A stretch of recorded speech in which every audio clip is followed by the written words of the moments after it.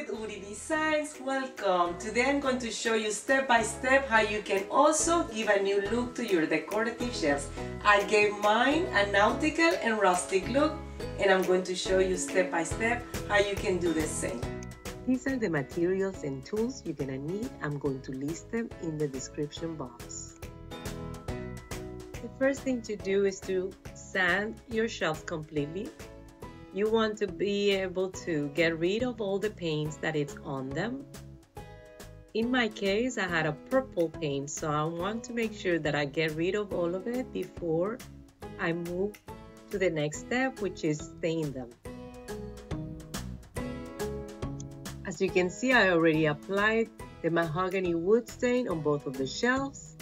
Now I'm sanding them to give the rustic old look. I decided to use the electric sander better. It was more effective and faster. Now it's time to apply the paint. I'm using Waverly chalk paint. The name is Agave.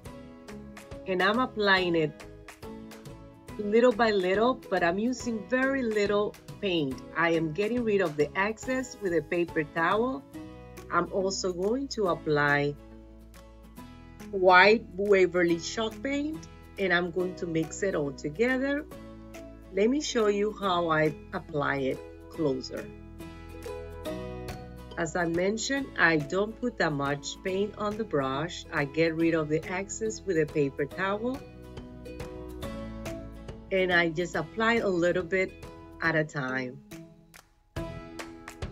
What I want to accomplish with this is mixing both paint colors on the shelves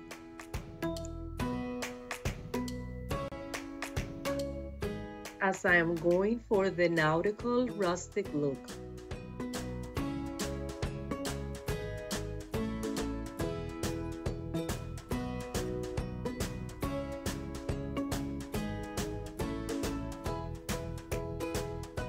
And to protect the shelves, I use the Minwax Polycrylic clear satin. Now it's time to hang the shelves on my walls. I'm using a level tool to make sure that I am hanging them straight. I'm also using self-drilling drywall anchors. When using the self-drilling drywall anchors, make sure you push them in until it's flush to the wall.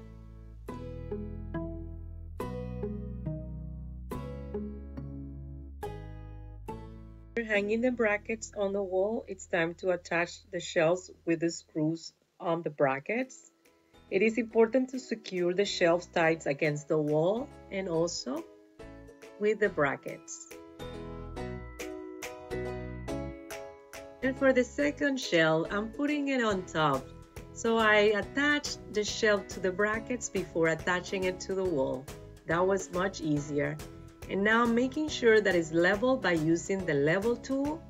Once I check that and I attach it to the wall, I'm all done. I think they came out very nice. I'm very happy with the results. I hope I'm inspiring you to do something similar. There will be more tutorials like this coming up soon.